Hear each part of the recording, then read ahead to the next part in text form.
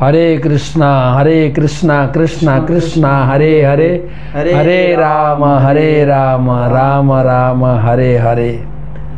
आज के আমরা গয়াধামে রয়েছি। গয়াধাম সম্বন্ধে কিছু শোনাবো। গয়াধামে বিষ্ণুপাদ পদ্ম, এখানে মহাপ্রভু এসেছিলেন। মহাপ্রভুর দীক্ষা স্থান এবং খুব প্রসিদ্ধ স্থান। ফল্গু নদী তীরে পরিবেষ্টিত, চারিদিকে পাহাड़। और ये भी मगध भी बोलते हैं ना, मगध। तो मगध राज्य যেটা আমাদের ইতিহাসে রয়েছে, সেই গয়া সম্বন্ধে অনেকে আমরা অনেক কিছু জানি না বা কিছু জানি। পুরো জিনিস আমরা আলোচনা করব। এখানকার আমাদের গয়া ইস্কন মন্দিরের সম্মানিত আমাদের প্রেসিডেন্ট অধ্যক্ষ जगदीश श्याम प्रभु हमारे संग रहे हैं। तो जगदीश श्याम प्रभु, आपके स्टूडियो में बहुत बहुत धन्यवाद और वेलकम करता हूँ, सुस्वागतम। धन्यवाद, प्रणाम महाराज। तो बहुत लोग को जानकारी चाहिए कि गया धाम के बारे में जानना चाहिए। गया तो हम लोग को भक्त होने के पहले परिवार के साथ जुड़ा है। गया में जाके श्राद्ध तर्पण करना, ये तो हम लोग का परिवार के काम है और हम लोग उसी परिवार में युक्त भी है। तो बोलते हैं पुत्र नामक नरक से पिता माता को उद्धार करते हैं। कैसे? अगर विष्णुपाद में जाकर तर्पण और पिंडदान करें। तो जगदीश श्याम प्रभु हमारे साथ है। आज हम हमारे संग रहे जगदीश श्याम प्रभु ইস্কন গয়া মন্দিরের অধ্যক্ষ। তো ওনার কাছ থেকে গয়ার বিষয়ে আজকে জানবো। গয়াতে কি রয়েছে। पहले प्रभु जी, गया कैसे नाम आ गया? गया इसके बारे में आप सुनना चाहते हैं? गया। बहुत बहुत धन्यवाद महाराज, मुझे इस प्रकार का के वैष्णव सेवा का अवसर प्रदान करने के लिए। ये जो सृष्टि जब हो रहा था तो उस समय एक ब्रह्मा जी के पुत्र हुए जिनका नाम था गयासुर। अच्छा। तो गया असुर। हाँ, गया असुर है। लेकिन आप जानते हैं कि जैसे सभी असुर भगवान के शत्रु नहीं होते हैं। जिस प्रकार प्रहलाद महाराज है, मित्रासुर असुर नहीं हुआ। हाँ। तो इसी प्रकार गयासुर भी वो भगवान विष्णु के भक्त थे। अच्छा। एक समय में उनके मन में आया कि मुझे ऐसा कुछ करना चाहिए कि ताकि लोग जो है वो नरक ना जाए।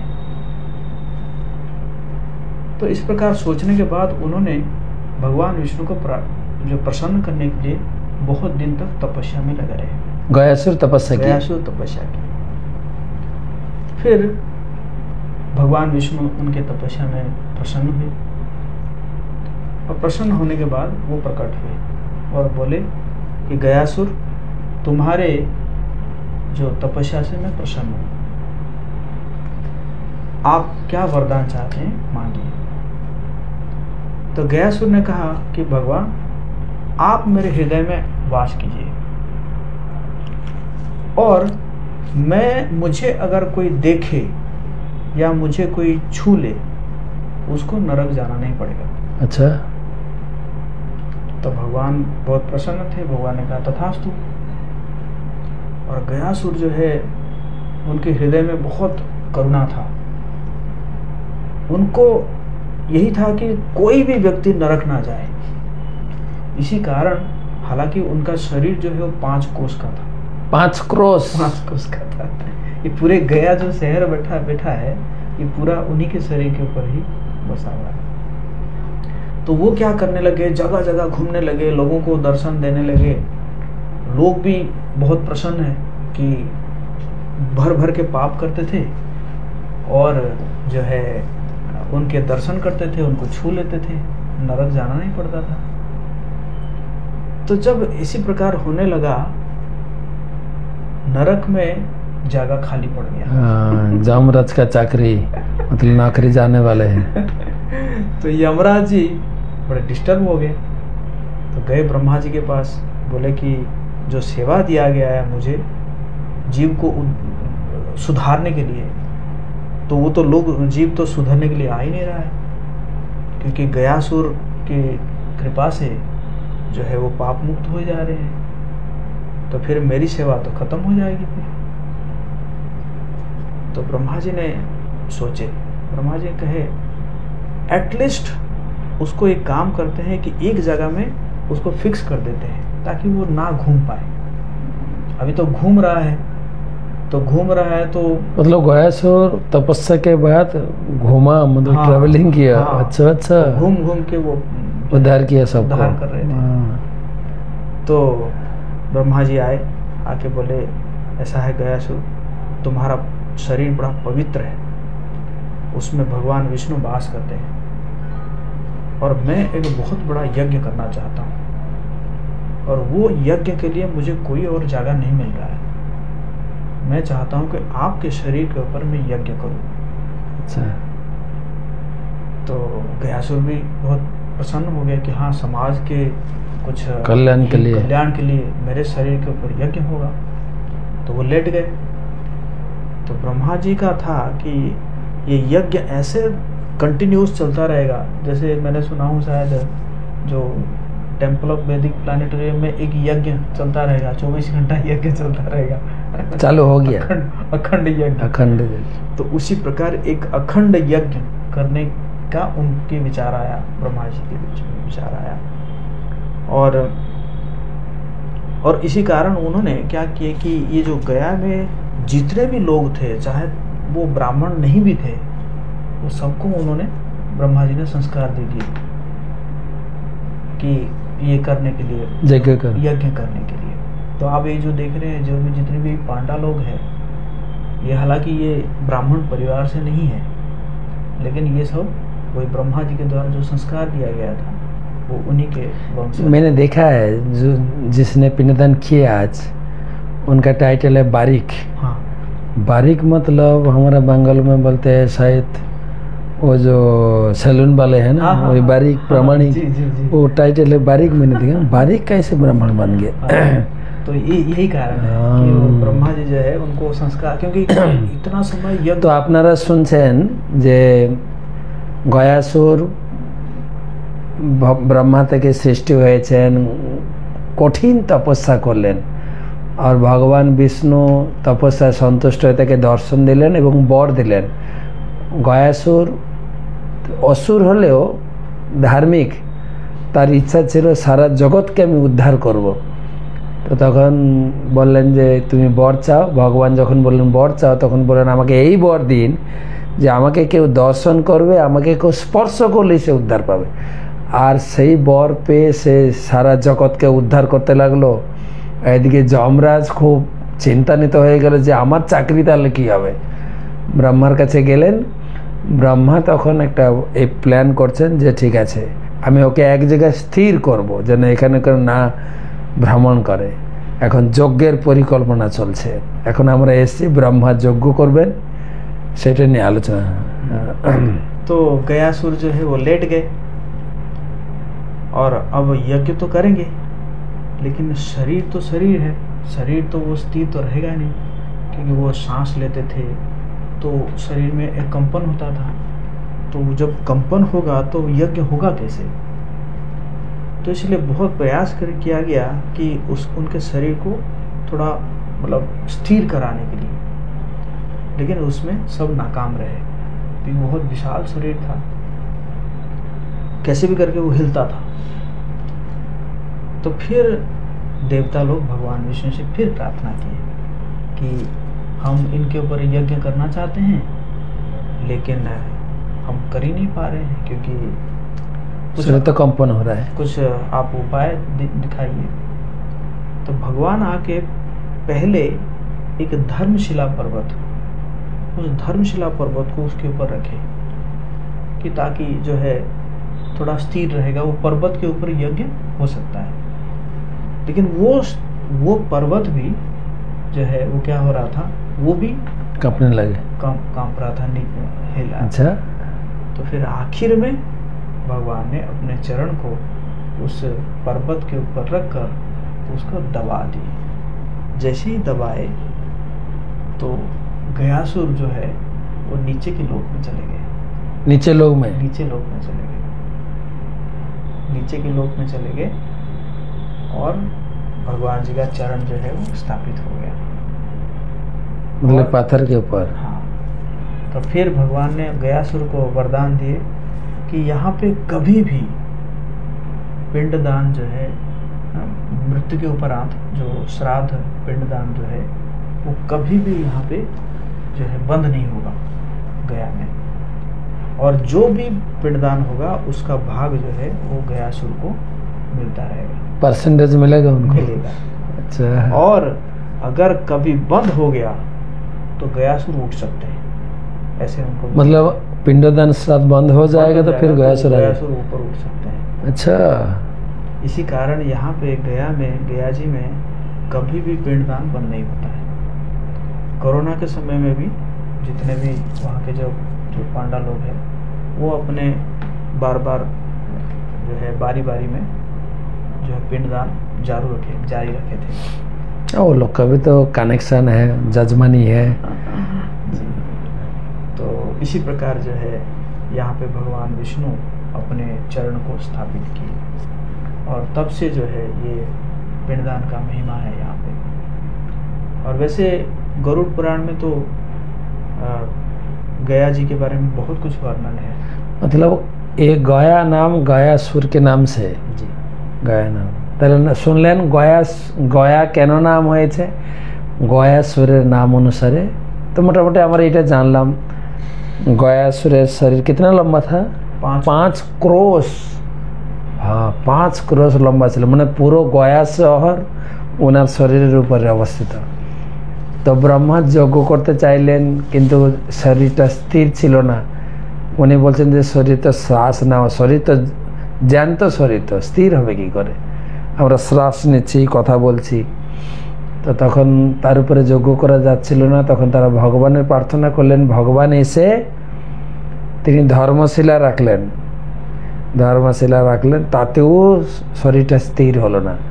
তখন भगवान निजर चरण, बाएं चरण डायना चरण, ये बाएं चरण डायना, हाँ ये कौन सा चरण है, ये बाया, हाँ बाया चरण, ভগবানের বাম চরণ, ভগবান বিষ্ণুর বাম চরণ দিয়ে সে গয়াসুরের উপরে রাখলেন, গয়াসুরকে দাবিয়ে দিলেন। গয়াসুর এখন পাতাল লোকে চলে গেছেন, চরণ থেকে গেছে এখানে।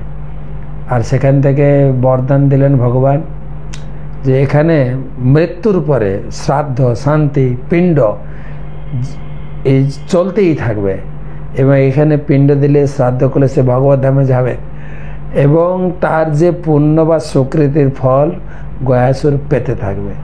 আর কখনো পিণ্ডদান বা আমাদের শ্রাদ্ধ তর্পণ কখনো বন্ধ হবে না, যদি বন্ধ হয় আবার গয়াসুর উঠবে। তো সেই জন্য বলছেন কখনো বন্ধ হবে না। तो ये तो गया के बारे में हम लोग सुना है, गया। और एक महत्वपूर्ण, एक तो श्राद्ध तर्पण पिंडदान करना है। তো আমরা শুনেছি মহাপ্রভু এসেছিলেন এখানে পিণ্ডদান করার জন্য, শ্রাদ্ধ তর্পণ। ভগবান রামচন্দ্র এসেছিলেন, আমি জানি না আর कोई आए। भगवान रामचंद्र के बारे में शास्त्र में वर्णन है। चैतन्य महाप्रभु, नित्यानंद प्रभु भी आए, नित्यानंद प्रभु आए, बलराम जी भी आए। अच्छा। बलराम जी क्योंकि जब रोम हर्षण सुता को जो नैमिषारण्य में उनको, नैमिषारण्य तो बहुत दूर है, नहीं वहाँ के जब उनको निधन हो गया, अच्छा, जो रोम हर्षण सुता को, तो उसके बाद सारे साधु लोग कहे कि आपको जो है तीर्थ स्थान में भ्रमण करना चाहिए। अच्छा, तो तब जो है वो गया जी आए थे। तो नैमिषारण्य से इधर आए। तो भगवान रामचंद्र এসেছেন ত্রেতা যুগে, দাপর যুগে বলরাম এসেছেন, তারপরে কলি যুগে चैतन्य महाप्रभु, नित्यानंद प्रभु, भगवान कृष्ण भी यहाँ पे आए हैं। भगवान कृष्ण एसছেন। कि एक सरोवर है यहाँ पे, रुक्मिणी सरोवर। तो वो रुक्मिणी, तो एक एक करके हम लोग बताएंगे। पहले त्रेता युग की कहानी में हम लोग सुनेंगे त्रेता युग में क्या हुआ था भगवान रामचंद्र के बारे में। जी तो भगवान राम, लक्ष्मण, सीता माता तीनों यहाँ पे आए। दशरथ वनवास के समय, वनवास के बाद जब अयोध्या में थे। अच्छा, वनवास हो जाने के बाद। हाँ, अच्छा, अयोध्या के वनवास, अयोध्या में जब वापस आए तो उसके बाद तो यहाँ आए दशरथ महाराज जी को पिंड प्रदान करने के लिए। तो सीता माता को बिठा के भगवान राम लक्ष्मण गए कि ब्राह्मण को बुलाएंगे और जो है श्राद्ध के लिए जो भी जो लगता है सामान वगैरह लगता है उसको लेने के लिए गए। और उसी समय जो है दशरथ महाराज वहाँ पे प्रकट हो गए और बोले कि बहू मुझे जल्दी पिंड दो क्योंकि मुहूर्त बीता जा रहा है। अच्छा। तो सीता माता ने कहा मेरे पास तो कुछ है नहीं। बोले तुम ये बालू का पिंड बना के मुझे दे दो। और वैसे तो सीता माता तो महालक्ष्मी है, तो वो तो किसी को भी अन्न बना सकती है। तो उन्होंने बालू का पिंड बनाई और दशरथ महाराजा अपने हाथों से उस पिंड को ग्रहण किया। मैंने सुना वही हाथ भी अभी तक है। हाँ, मतलब हाथ का वो प्रतीक रखा हुआ है, तो लेकिन वही ऐसे हाथ से ही लिए थे। उसके बाद फिर भगवान राम आए, ब्राह्मणों को लेकर आए और लेके आने के बाद फिर जो है उन्होंने फिर अपने पिंड दान किए। और भगवान राम ये अपेक्षा कर रहे थे कि दशरथ महाराज भी उनके हाथ से पिंड लेंगे, लेकिन दशरथ महाराज नहीं आए। तो भगवान राम चिंतित रहे कि ये मेरे पिताजी क्यों नहीं आ रहे हैं। तो फिर सीता माता ने कहा कि मैंने उनको दे दिया हूँ, क्योंकि वो आके बोले कि मुहूर्त बीता जा रहा है, तो मैंने उनको दे दिए हूँ, शायद इसी कारण वो दोबारा नहीं आ रहे हैं। और इसका जो ये सब साक्षी है, बोले कि ये फल्गु नदी साक्षी है, और वहाँ पे बट वृक्ष साक्षी है, ब्राह्मण साक्षी है, और गौ माता साक्षी है, और वहाँ पे तुलसी जी साक्षी है। ऐसे करके ये 5 लोग साक्षी है। लेकिन जो बाकी जो लोग हैं वो चुप रहे। क्यों? क्योंकि वो चाहते थे कि भगवान राम के हाथ से पिंड ग्रहण करें।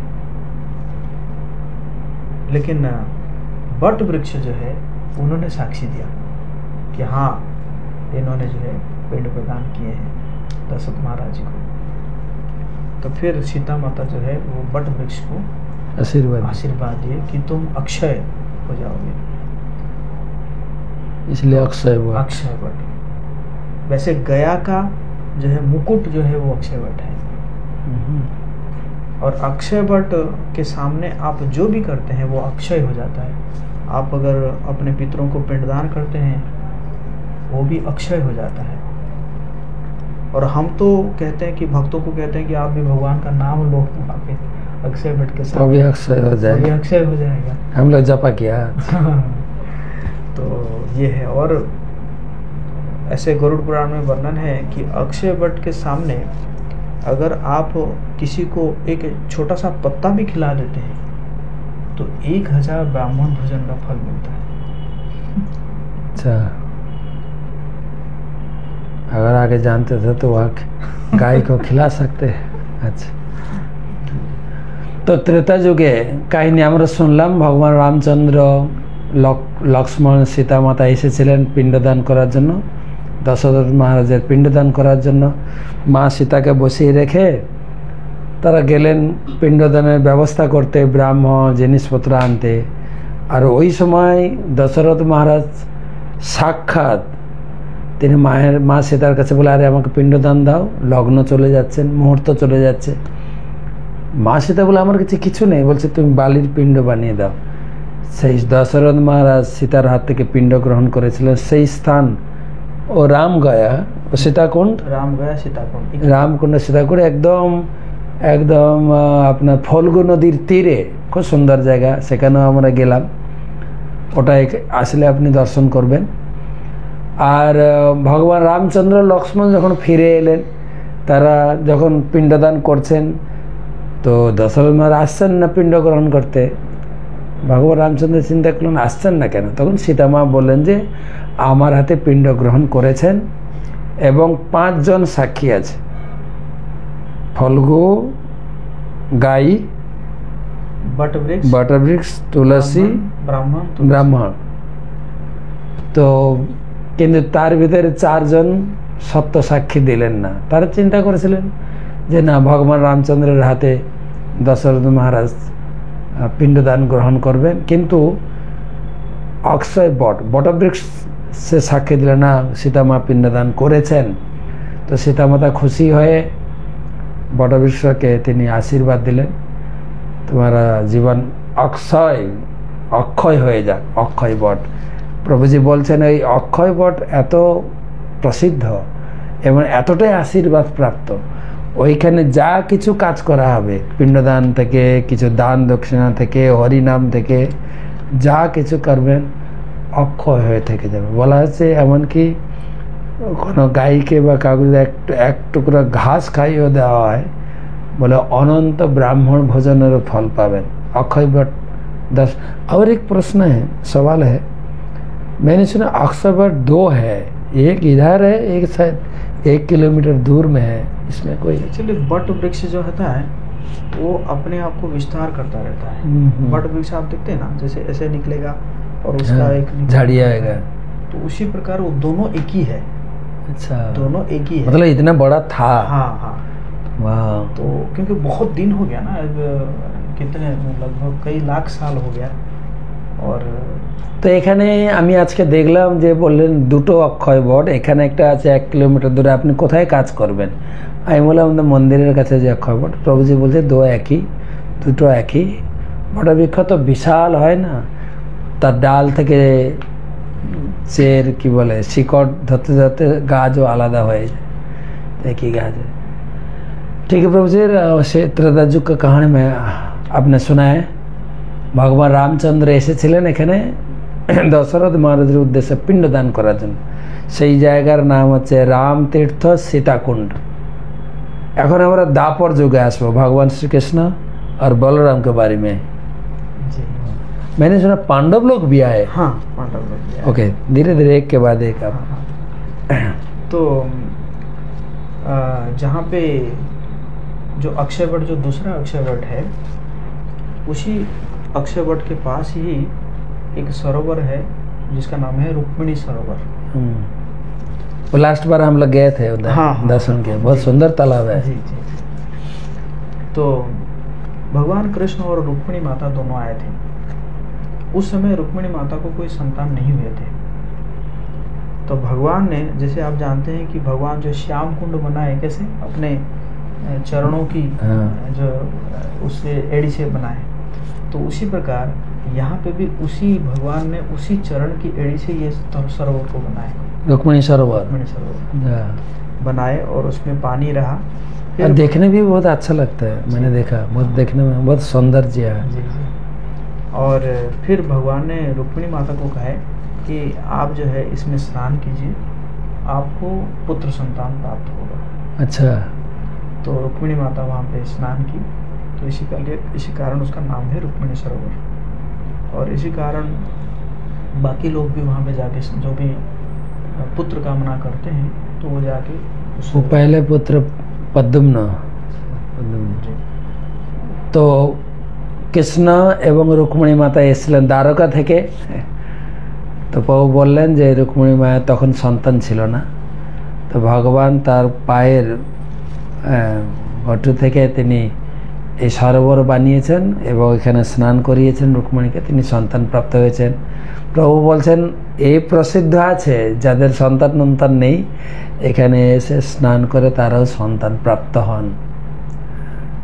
फिर तो इसी प्रकार ये जब रुक्मिणी सरोवर हुआ। और बाकी जो है यहाँ पे पांडव भी आए, भीम जी, पंच पांडव, भीम जी, युधिष्ठिर महाराज, वो भी सब आए। जो युधिष्ठिर महाराज जहाँ पे पिंड प्रदान किए हैं वो जगह का नाम है युधिष्ठिर गया। युधिष्ठिर महाराज मतलब पिताजी के पांडव महाराज के लिए पिंडदान किए शायद। हाँ, ये एक्चुअली युद्ध के बाद, जब युद्ध हो गया युद्ध के बाद एक्चुअली सबसे पहले तो कुरुक्षेत्र गए और वहाँ पे भगवान कृष्ण के उपस्थिति में ही वो सब जो है वहाँ पे तर्पण किए। ब्रह्मकुंड में, वहाँ भी एक ब्रह्मकुंड है जी, समंतक पंचक। हाँ, तो वहाँ पे भी उन्होंने किए भगवान कृष्ण के सामने ही। भगवान कृष्ण ने ही कहा कि आप जो है जितना भी जो युद्ध में चले गए हैं उनके लिए आप जो है तर्पण कीजिए। और वही तर्पण करते करते जो है वो कुंती माता भी जो है कहती है कि आप जो है कर्ण को कीजिए, उद्धार करो, कर्ण के लिए तो तर्पण करो। हाँ, तो फिर वो पूछते हैं युधिष्ठिर महाराज कि कर्ण को क्यों? तो बोलती है कि वो आपके बड़े भाई है, जो भी है। तो उसके बाद फिर ये गया जी में भी आते हैं और गया जी में भी युधिष्ठिर महाराज एक बहुत बड़ा यज्ञ करते हैं। मतलब उनको लगता है कि जैसे युद्ध हो गया, इतने सारे लोग मर गए, शायद मैं ही जिम्मेदार हूँ। तो एक जगह है बोध गया में, धर्मारण्य करके एक जगह है बोध गया में। तो वो धर्मारण्य में युधिष्ठिर महाराज जो है बहुत बड़ा यज्ञ किए थे। और फिर उन्होंने 2 जगह में जो है, एक जगह में युधिष्ठिर महाराज पिंड प्रदान किए और एक जगह में भीम जी पिंड प्रदान किए। और ये दोनों जगह जो हमारे यहाँ पे गया में 45 वेदी है जहाँ पे लोग पिंड प्रदान करते हैं। 45 वेदी है। तो उसमें ये जो है युधिष्ठिर गया, भीम गया, ये भी एक वेदी है। इसमें लिखा है 54 भीम गया। ओके, शायद धर्मारण्य मतलब ये भी हो सकता है युधिष्ठिर महाराज ने वहाँ यज्ञ किए, इसलिए उसी नाम पर धार्मिक धर्मनगर ऐसे आ गए। ठीक है, আমরা দাপর যুগে ছিলাম। দাপর যুগে पंचपांडव এসেছেন, कृष्ण बलराम भी आए थे। हाँ, बलराम जी आए। जब बलराम जी नैमिषारण्य में जब रोमहर्षण सुत कथा कर रहे थे और वहाँ पे बलराम जी पहुँचे, सुत गोस्वामी के पिताजी रोमहर्षण सुत, और जब उनको वो आदर नहीं दिए, सम्मान नहीं दिए, तो वहाँ पे उनका निधन किए। और करने के बाद क्योंकि वो साधु थे तो इसीलिए बाकी जो मुनि ऋषि कहे कि इसके लिए आपको प्रायश्चित करना होगा, आपको जो है सारे तीर्थ स्थान में भ्रमण करना होगा। अच्छा, तो इसी कारण वो फिर गया जी भी आए थे, बलराम जी गया जी आए थे। तो बलराम जी आए, कोई निशान है इधर? कोई ऐसे शास्त्र में लिखा है। तो दापर त्रेता जुगे तो भगवान रामचंद्र एसेছেন, दापर जुगे लिस्ट बोलें पंचपांडव एसेছেন, रुक्मिणी कृष्ण एसेছেন, बलराम एसेছেন এবং বিভিন্ন জায়গায় তাদের এখনো স্মৃতিচিহ্ন রয়েছে। তো আমরা এখন আসবো কলি যুগে। আমাদের চৈতন্য মহাপ্রভুর পদাঙ্কিত ভূমি শ্রী চৈতন্য মহাপ্রভু এসেছিলেন। তো চৈতন্য महाप्रभु कब आए थे? चैतन्य महाप्रभु गृहस्थ लीला के समय यहाँ आए और सन्यास के बाद आए?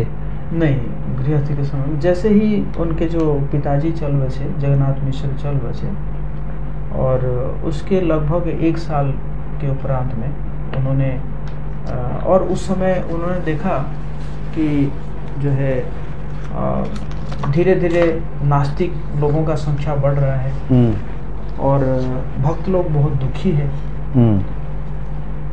और वैसे तो भक्त लोग जो है वो भी प्रार्थना करते थे कि ये निमाई जो है वो कब भक्त बनेंगे।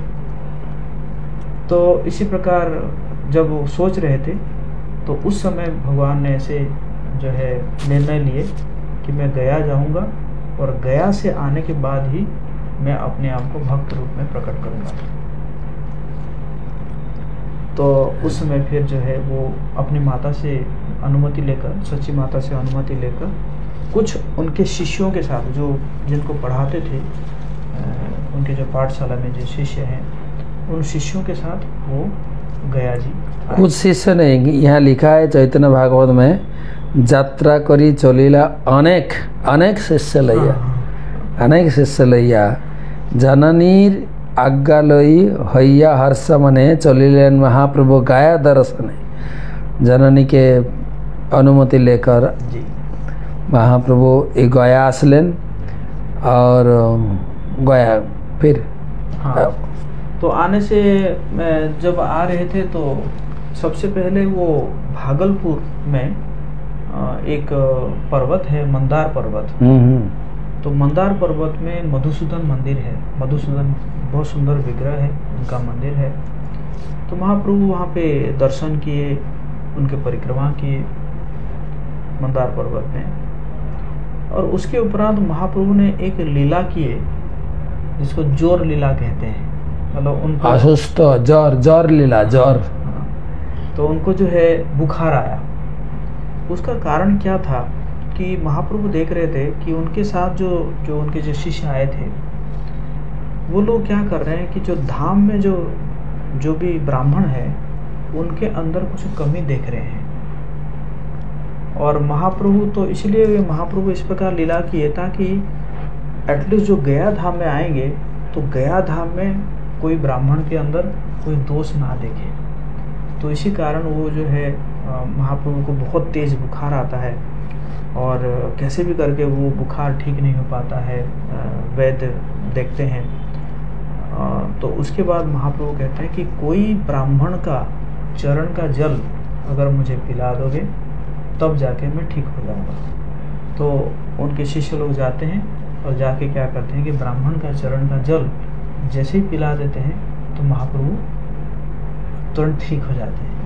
तो अब क्या होता है कि जो उनके जो शिष्य हैं उनके शिष्यों में जो ब्राह्मणों के प्रति सम्मान जो है बढ़ जाता है, बढ़ गया। এখানে মহাপ্রভু নবদ্বীপ থেকে বেরিয়েছেন, রাস্তায় ভাগলপুর যেটা বললেন এবং মন্দার পর্বত ওর পাশেই চৈতন্য ভাগবতে বর্ণনা আছে। আরে দিন জ্বর প্রকাশিলেন দেহেতে, প্রাকৃত লোকের প্রায় বৈকুণ্ঠ ঈশ্বর, লোক শিক্ষা দেখাইতে ধরিলেন জ্বর, মধ্যপথে জ্বর প্রকাশিলেন ঈশ্বরে, শিষ্যগণ হইলেন চিন্তিত। মহাপ্রভু গায়ে প্রচুর জ্বর এসে গেছে, শিষ্যরা খুব চিন্তায় পড়ে গেছেন। পথে রহি করিলেন বহু প্রতিকার, তথাপি না ছাড়ে জ্বর হেন ইচ্ছা তার, তবে প্রভু ব্যবস্থা ঔষধ হবে। মহাপ্রভু নিজে বললেন এইরকম করে আমার গায়ে জ্বর ছাড়বে না, আমি মেডিসিন বলছি কি সর্ব দুঃখ খণ্ডে বিপ্র পাদোদক পানে, সমস্ত দুঃখ চলে যাবে যদি ব্রাহ্মণের চরণ ধুলি চরণ জল আমাকে একটু পান করাতে পারো। বিপ্র পাদোদকের মহিমা বুঝাইতে পান করিলেন প্রভু আপন সাক্ষাতে। ব্রাহ্মণের মহিমা জগতে প্রতিষ্ঠা করার জন্য তিনি বলেন ব্রাহ্মণের চরণ ধুলি জল যদি আমাকে পাওয়াতে পারো আমার জল ভালো হয়। আসলে প্রভু বলছেন যে মহাপ্রভু দেখছিলেন তার সঙ্গে যারা শিষ্যরা আছে ব্রাহ্মণদের প্রতি অতটা সম্মান করছিলেন না। তারা দেখছিলেন ব্রাহ্মণদের ভিতরে কিছু ভক্তির একটু কম রয়েছে।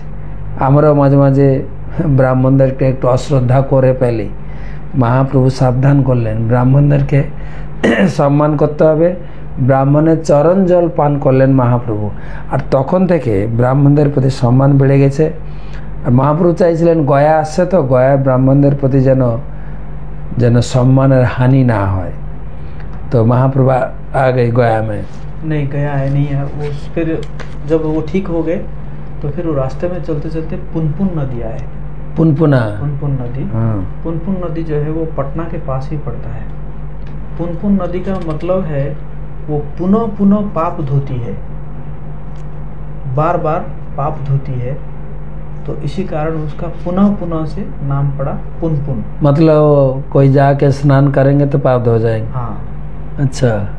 तो जो वहाँ पे भी महाप्रभु स्नान किए पुनपुन नदी में, और वहाँ पे भी तर्पण किए।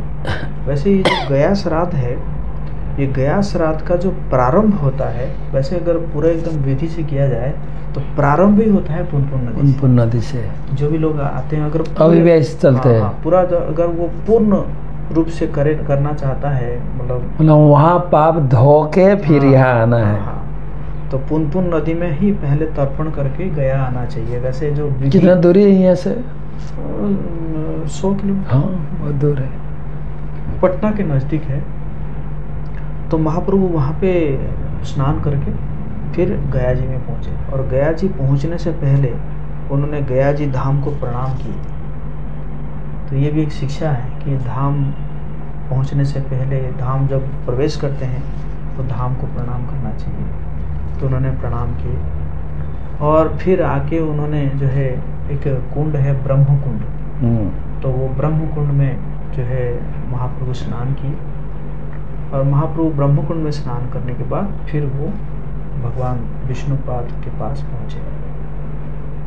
और जैसे महाप्रभु ब्रह्म कुंडे करी स्नान गया से आसी करिलेन पिंडदान, लिखा है चैतन्य भगवान। तो फिर महाप्रभु जो है जाके भगवान विष्णुपाद के पास पहुंचते हैं। अभी तक वो अपने आप को कभी भी भक्त रूप में प्रकट नहीं किए हैं अभी तक, क्योंकि इससे पहले वो जो है विद्या रस का आस्वादन कर रहे थे, पंडित। हाँ, निमाई पंडित। लेकिन पहली बार जब वो आते हैं और भगवान विष्णु का चरण को दर्शन करते हैं, और उस समय जो ब्राह्मण थे, वो चैतन्य भागवत में लिखा हुआ है, वो ब्राह्मण जो है उनके शरीर से एकदम तेज निकल रहा था, इतने पावरफुल शक्तिशाली ब्राह्मण थे।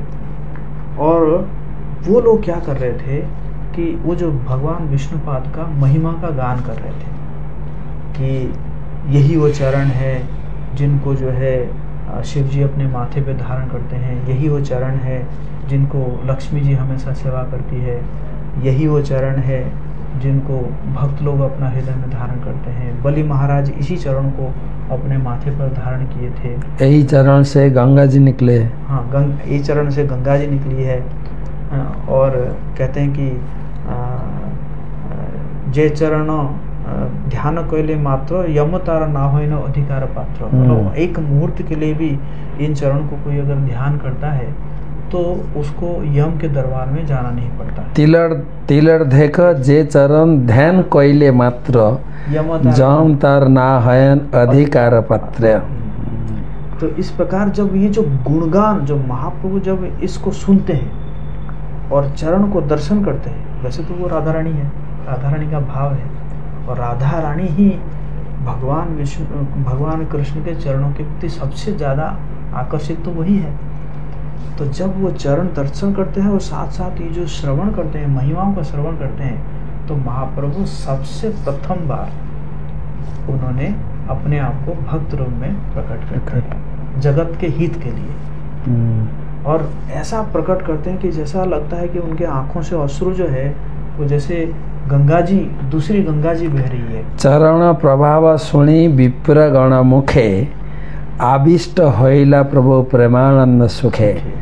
अश्रुधारा बहे दुई श्री पद्मनयने पद्मनयन अश्रुधारा लमहर्ष कंपल होइल चरण दर्शने सर्व जगतेर भाग्ये प्रभु गौरचंद्र प्रेम भक्ति प्रकाशन कोरिला आरंभ्य स्टार्ट हुआ। हाँ, तो इसलिए हमारे गौड़ीय वैष्णव के लिए जो संकीर्तन आंदोलन है या प्रेम भक्ति का जो आंदोलन है, उसका शुरुआत है गया।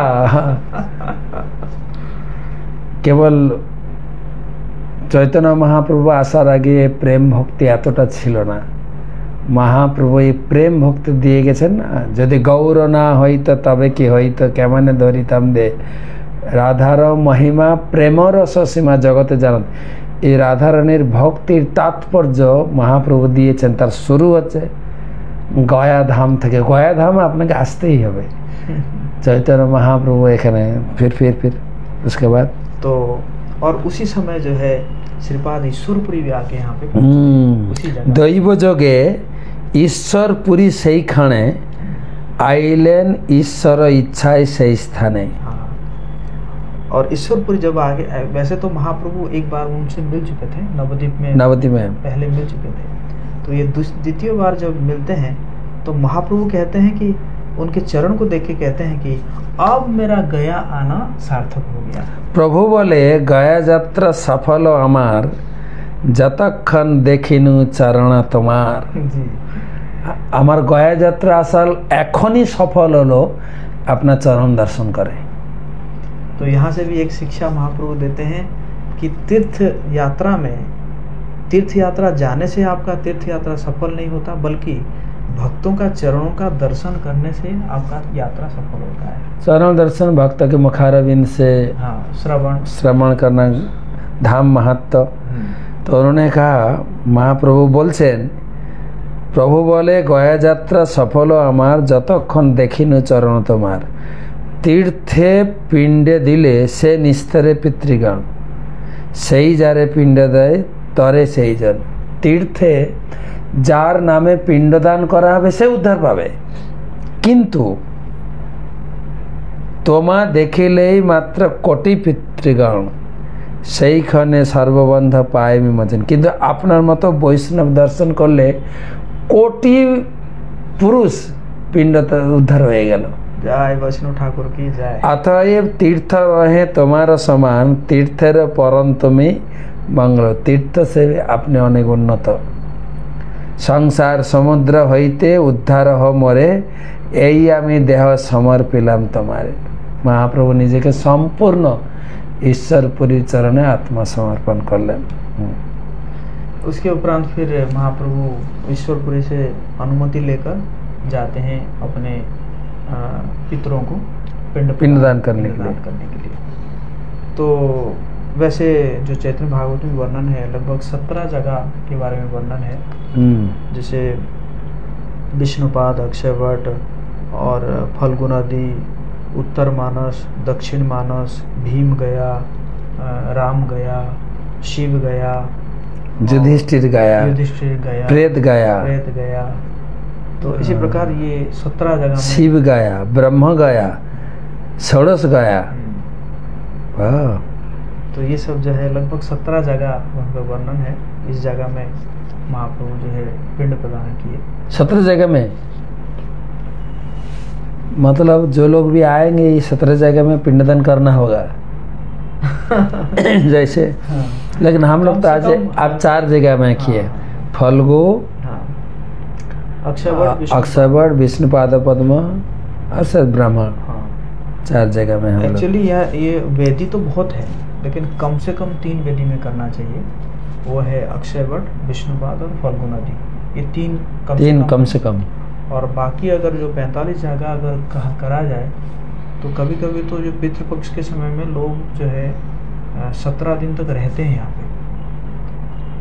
सब जगह में करेंगे। सब जगह में करते हैं। पितृपक्ष तिथि कब होता है? पितृपक्ष होता है आपको जो लगभग जन्माष्टमी से 20 दिन के बाद होता है। पितृपक्ष खूब प्रसिद्ध गया थे उस समय। ये तो पितृ गया, पिता लोग को उद्धार करने के लिए गया। जब पिता लोग, मैंने सुना 2 गया है, एक है पितृ गया, एक मातृ गया, वो है गुजरात में, अहमदाबाद के पास। अहमदाबाद के पास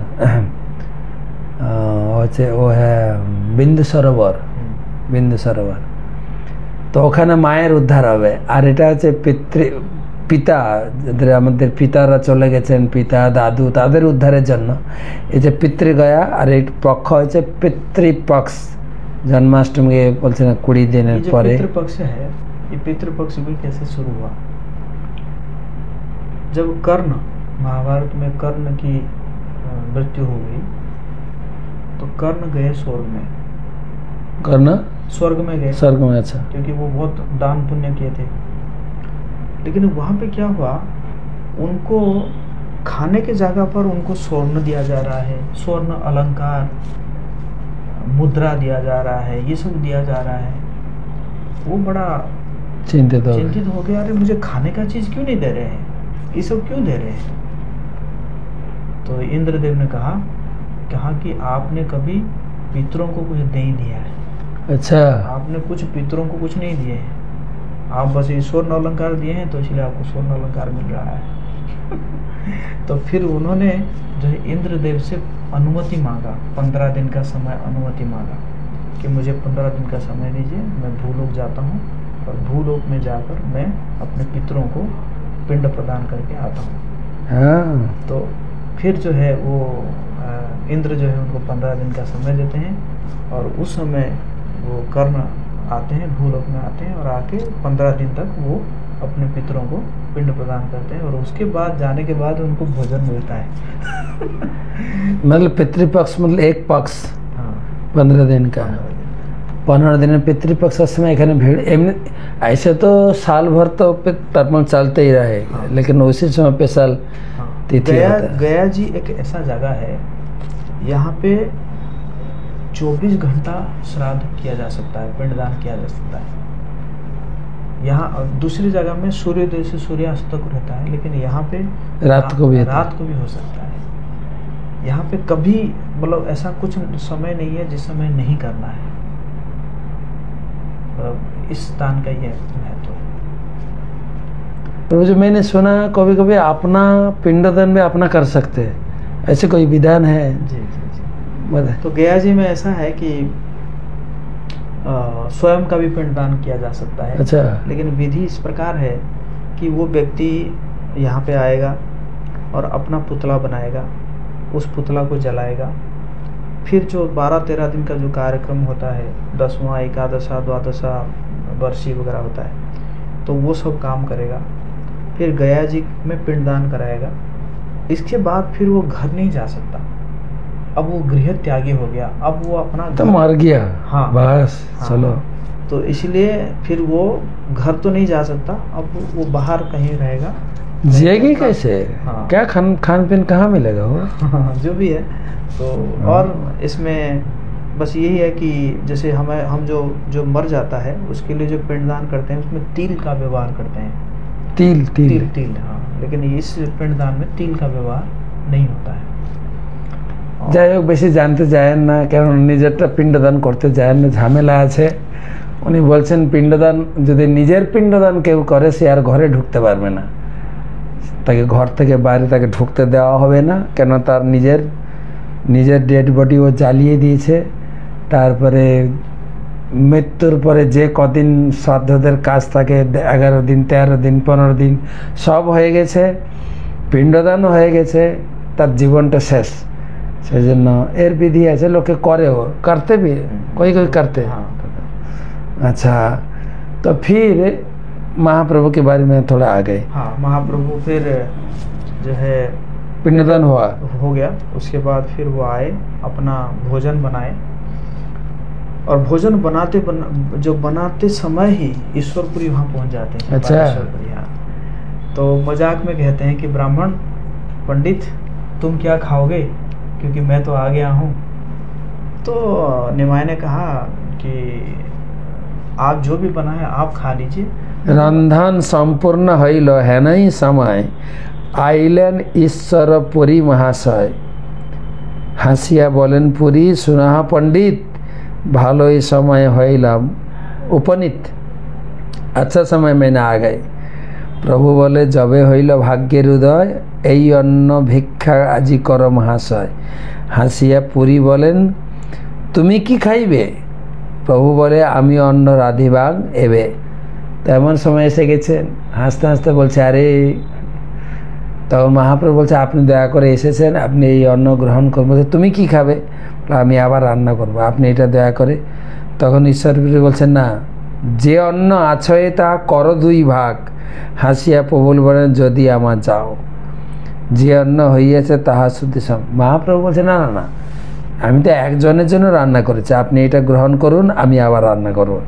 फिर तो जो भी बना हुआ था उसको महाप्रभु जो है ईश्वरपुरी को परोसते हैं, और बहुत प्रेम था महाप्रभु के श्रीपाद ईश्वरपुरी के प्रति।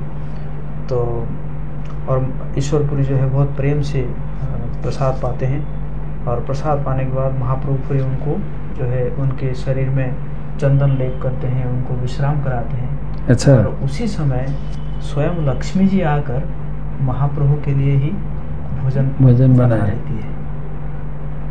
और फिर महाप्रभु उनको कहते हैं कि मैं ये चाहता हूँ कि आप मुझे दीक्षा प्रदान करें। तो ईश्वरपुरी कहते हैं कि आप दीक्षा क्या, आप अगर प्राण मांगोगे तो मैं आपको प्राण भी दे सकता हूँ। প্রভু বলে গয়া করিতে আইলাম, সত্য হইল ঈশ্বর পুরী রে দেখিলাম। আর দিনে নিভৃতে ঈশ্বর পুরী স্থানে মন্ত্র দীক্ষা চাহিলেন মধুর বচনে। তো মহাপ্রভু অত্যন্ত ধীর এবং খুব শ্রদ্ধার সহিত বলেন আমাকে দীক্ষা দিন। তখন ঈশ্বর পুরী বলছেন, আরে পুরী বলে মন্ত্র বা বলিয়া কোন কথা, প্রাণ আমি দিতে পারি তোমারে সর্বথা। তো আমি তোমাকে দীক্ষা কি প্রাণ পর্যন্ত দিতে রাজি আছি। তবে তার স্থানে শিক্ষা গুরু নারায়ণ করিলেন দশাক্ষর মন্ত্রের গ্রহণ। তবে প্রভু প্রদক্ষিণ করিয়া পুরীরে প্রভু বলে দেহ আমি দিলাম তোমারে। দীক্ষা নেওয়ার প্রসেস, মহাপ্রভুর দৈন্যতা গুরুদেবের প্রতি এবং গুরু শিষ্যের যে সম্পর্ক সেটাও মহাপ্রভু स्थापन करें प्रभु जी। फिर जी उसके बाद फिर महाप्रभु के अंदर जो है वो दिव्य प्रेम भाव प्रकट होता है।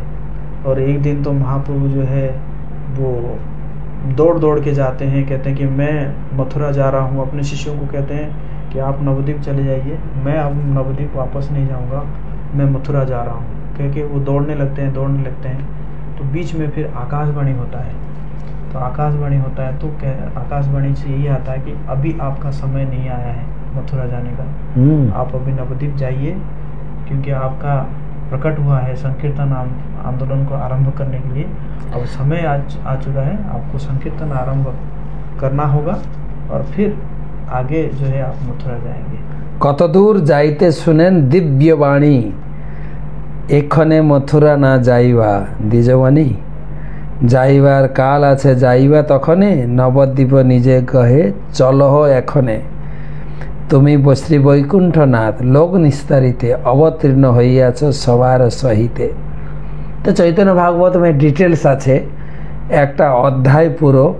চৈতন্য ভাগবত আদিলীলা 17 অধ্যায়। এখন আমাদের চৈতন্য ভাগবত নতুনভাবে প্রকাশিত হয়েছে, এই গত গৌর পূর্ণিমা আপনারা সংগ্রহ করবেন। ডিটেলস অপূর্ব বর্ণনা। আমাদের সময় সংক্ষেপে এখন অনেক সময় হয়ে গেছে। তো মহাপ্রভু দীক্ষা গ্রহণ করলেন, তাদের ভিতরে প্রেম ভাব এবং মহাপ্রভু চাইছিলেন মথুরা যেতে। তখন দৈববাণীর মাধ্যমে তিনি আবার নবদ্বীপে ফিরছেন। নবদ্বীপে গৌরচন্দ্র করিলা বিজয়, দিনে দিনে বাড়ে প্রেম ভক্তির উদয়। तो महाप्रभु कितने दिन थे यहाँ? वैसे तो वर्णन नहीं है, फिर भी लगभग 15 दिन ऐसे। এখানে মহাপ্রভু 15 দিন ছিলেন, পিণ্ডদান করেছেন, ঈশ্বরপুরীর সেবা করেছেন, দীক্ষা গ্রহণ করেছেন। তারপরে এখান থেকে তিনি আবার ফেরার পথে কানাই নাটশালাতে সেখানে কানাইয়ের দর্শন করেছেন। তারপরে নবদ্বীপে গিয়ে তিনি তার বৈষ্ণবতা প্রকাশ করলেন, যেটা ভক্তরা চাইতো যে নিমাই তুমি এত বড় পণ্ডিত, তুমি ভক্ত হয়ে যাও। তখন নিমাই বলতেন এমন বৈষ্ণব আমি হইমু সংসারে, অজ ভব আদি সব আসিবে আমার। আমি এত বড় বৈষ্ণব হব, ব্রহ্মা শিব আমার বাড়িতে আসবেন। তো সেই মহাপ্রভু তার বৈষ্ণবতা প্রকাশ করলেন। तो एक आखिरी सवाल है। तो हमारे इस्कॉन मंदिर है, यहाँ है, हम लोग इस्कॉन मंदिर में अभी है, बैठ के ये बातचीत चल रहा है इस्कॉन मंदिर में। तो आप क्या चाहते हैं दुनिया के लोग इस्कॉन मंदिर में आए, यहाँ आकर आपको आप और लोग को सब सेवा भी कर सकते हैं? क्या समाचार है इस्कॉन मंदिर की तरफ से? वैसे गया धाम हम जैसे सुने कि संकीर्तन आंदोलन यहीं से शुरू हुआ है। महाप्रभु यहीं से ही अपने आप को पहली बार भक्त रूप में प्रकट किए हैं। तो सभी को गया धाम आना चाहिए। वैसे गया धाम आने का तो बहुत पुण्य है। गरुड़ पुराण में वर्णन है कि जैसे गया धाम पहुँचते ही आप जो है सारे पितृ ऋण से मुक्त हो जाते हैं। पिंडदान तो दूर की बात है, आप यहाँ पे पहुँचते ही आप सारे पितृ ऋण से मुक्त हो जाते हैं। आपको 9 करोड़ तीर्थ यात्रा का फल मिलता है। 9 करोड़? 9 करोड़। अच्छा जी।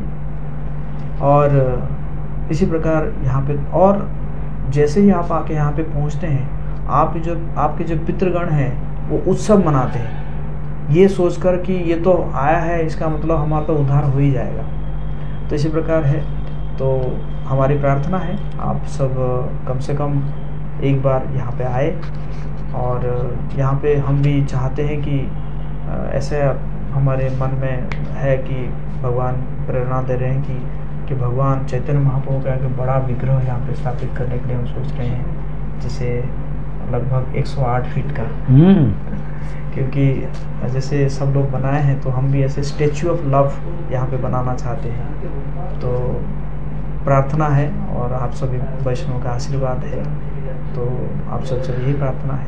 আমাদের বিষ্ণুপাদপদ্ম থেকে এই ইস্কন मंदिर বেশি दूर है, 2 किलोमीटर। 2 किलोमीटर। इस जगह क्या नाम है? गांधी मैदान। गांधी मैदान মনে রাখবেন, গান্ধী ময়দান, ইস্কন গয়া। এখান থেকে 2 কিলোমিটার আমাদের ফল্গু নদী বা বিষ্ণুপাদপদ্ম, রাম তীর্থ খুব কাছাকাছি। আর এখানে আছে বোধি গয়া, বুদ্ধ গয়া, यहाँ से 12-15-14 কিলোমিটার, সব আশেপাশেই। আমাদের মন্দিরে এখনও বড় করে মন্দির তৈরি হয়নি, আমাদের পরিকল্পনা রয়েছে। স্টেশন से भी ज़्यादा दूर नहीं है, 2 किलोमीटर। স্টেশন থেকে 2 কিলোমিটার, একদম মাঝখানে। স্টেশন থেকে 2 কিলোমিটার, মেন মন্দির থেকে 2 কিলোমিটার। আর এখানে ইস্কনের খুব একটা পরিচিতও রয়েছে, সবাই শ্রদ্ধা করে ইস্কনকে। ইস্কনে এখানে জন্মাষ্টমী, গৌর পূর্ণিমা, রথযাত্রা भी होता ही है, শোভাযাত্রা, রথযাত্রা সব কিছু হয়তো ইস্কনের একটা বড় প্রচার রয়েছে। আপনি আসবেন, গয়া এলে অবশ্যই ইস্কন মন্দিরে আসবেন, এখানে প্রসাদ পাবেন। এই শ্রী শ্রী জগন্নাথ বলদেব, সুভদ্রা মহারানী, গৌরীনিতাই, শ্রী শ্রী রাধা মদন মোহনজিও দর্শন করবেন। কয়েকটা রুমও আছে, আমরা এই মন্দিরে রয়েছি, আমরা কয়েকজন ভক্ত এসেছি। একটা আমাদের ত্রিপুরা থেকে পরিবার এসেছিলেন, তাদের পিণ্ডদানের জন্য আমি নিয়ে এসেছিলাম, তারা পিণ্ডদান করলেন আর ভালোও লাগলো। আপনারা এখানে আসবেন। जगदीश श्याम प्रभु मंदिर अध्यक्ष। प्रभु जी आपका मोबाइल नंबर। गया आसार जন্য প্রচুর সুবিধা, ট্রেন, বাস, फ्लाइट, एयरपोर्ट भी রয়েছে। एयरपोर्ट गया एयरपोर्ट से कितने दूर? 6 কিলোমিটার এয়ারপোর্ট থেকে। কলকাতা থেকে ডেলি ফ্লাইট, আমরা বিমানে করে এসেছি, এখান থেকে যাব ট্রেনে করে। রাজধানী ওখানে থাকছেন। গয়া স্টেশন খুব বড় স্টেশন, জাংশন, গয়া জাংশন প্রচুর যাত্রী আসা যাওয়া করছে। আমার মনে হয় শিয়ালদায় যত লোক দেখি না, এত লোক, সব লোক এত যাতায়াত করছেন জাংশন। তো আপনি অবশ্যই আসবেন। তো জগদীশ শ্যাম প্রভু ইস্কন মন্দির অধ্যক্ষ। এখানে গোবিন্দ রেস্টুরেন্টও আছে, আমাদের ড্রাই ফ্রুটের কিছু ব্যবস্থা আছে, স্ন্যাক্স, मोटामोटी আপনার সেবা যত্নের জন্য ব্যবস্থা রয়েছে। प्रभु जी आपका व्हाट्सएप और मोबाइल नंबर दे दीजिए, तो बाहर के लोग जितने भी हमारे इस्कॉन लोग हैं सब लोग आएंगे। ये सुविधा है इधर, এখানে সব কিছু সুবিধা রয়েছে। এখানকার ওনারাই পান্ডা যোগাযোগ করে দেবেন। আপনি এখান থেকে, আপনি কোন এরিয়া থেকে এসেছেন, এখানকার নিয়ম আছে। আপনি পশ্চিমবঙ্গের কোন জেলা থেকে এসেছেন সেই জেলার আলাদা পান্ডা আছে। আমরা আগরতলা থেকে লোক নিয়ে আসলে আগরতলার আলাদা পান্ডা, আসাম আলাদা, সব এরিয়া আলাদা। যোগাযোগ করে সুন্দর ব্যবস্থা পান্ডা, আপনার থাকার ব্যবস্থা, খাওয়ার ব্যবস্থা সব কিছু। जगदीश श्याम दास ब्रह्मचारी प्रभु। मोबाइल नंबर है 8409090065। हमारा 2 वेबसाइट भी है, एक है www.iskongaya.com और एक वेबसाइट है www.pindadan.gaya.co.in। तो इस वेबसाइट के थ्रू भी आप देख सकते हैं क्या क्या हम सेवा दे रहे हैं, और साथ में आपको उसमें जो नंबर दिया गया है उस नंबर से भी आप कांटेक्ट कर सकते हैं। वैसे भी आप गूगल में इतना ही लिख देंगे इस्कॉन गया या सिर्फ पिंडदान भी लिख देंगे तो आपको हमारा वेबसाइट ही नज़र आएगा। वाह, আমরা মাঝে চিন্তা করি গয়া যাব, কোথায় থাকবো, কি করব, কোনো চিন্তা হেডেক কিছুই নাই। ফোন নাম্বার দিয়ে দেওয়া হলো, ওয়েবসাইট রয়েছে, আপনি যোগাযোগ করবেন, যদি বেশি লোক আসে, এখানে তো বেশি থাকার জায়গা নেই, কিন্তু আশেপাশে হোটেল, প্রসাদ আপনি মন্দিরে পাবেন এবং সব কিছু সুন্দর সুব্যবস্থা আছে। একদিন আসবেন, পিণ্ডদান করে চলে যেতে পারেন। আমরা এসছি কালকে সন্ধ্যায় এলাম, আজকে পিণ্ডদান করলাম, আজকে রাত্রেই আমরা ট্রেনে বেরিয়ে যাচ্ছি। তো সুতরাং খুব সুন্দর ব্যবস্থা এবং এখানকার পাণ্ডারা যাদের সঙ্গে প্রভু যুক্ত আছেন খুব সুন্দর, তাদের একটা যতটুকু খরচা হয় ততটুকু নেন। তো আপনি অবশ্যই আসবেন গয়াতে পিণ্ডদান করার জন্য। ইস্কন গয়া গান্ধী ময়দানে রয়েছে স্টেশন আর মেন মন্দিরের মাঝখানে। এখান থেকে স্টেশন 2 কিলোমিটার, এখান থেকে মন্দিরও 2 কিলোমিটার। তো আপনাদের আসার অপেক্ষায়, আপনাদের সেবার অপেক্ষায় ইস্কন গয়া সমস্ত কিছু সেবার বন্দোবস্ত রেখেছে। তো আজকে এই পর্যন্ত রাখি, আবার আসবো অন্য কিছু নিয়ে সামনে রবিবার। तो আপনাদের शुभेच्छा জানাই। गया धाम की जय। तो गया धाम आने के बाद मुक्ति में लगा, इतना तो 1 घंटा वो लोग सुना है, सुनने के कुछ मौका कुछ फायदा मिलेगा कि? जी जी, जो लोग सुनेंगे वो लोग को भी स्वर्गवास और वैकुंठवास क्या होगा? बिल्कुल। आपको मुखारविंद से चैतन्य भागवत में लिखा हुआ है कि जो भी ये जो गया गमन को सुनेगा, हाँ, उसका चैतन्य महाप्रभु के चरण में उसका प्रीति बहुत बढ़ जाएगा। हरि बोल। আপনি যে এত 1 ঘন্টা ধরে এই গয়ার মাহাত্ম্য শুনলেন, আমরা চৈতন্য ভাগবতের ছেড়ে ছেড়ে কথাগুলো বললাম, যদি পারেন পড়বেন চৈতন্য ভাগবতটা। আদিলীলা সপ্তদশ 17 পরিচ্ছেদ বলছে, প্রভু বলছেন এই যে আমরা আলোচনা করলে এটা শুনে যদি কেউ চৈতন্য মহাপ্রভু চরণে তার প্রেম ভক্তি জাগরিত হবে। বাহ, गया धाम की जय, इस्कन गया की जय, विष्णुपाद पद्म की जय, फल्गु माता की जय, गौर प्रेमानंदे हरि बोल, शिल प्रभुपाद की जय।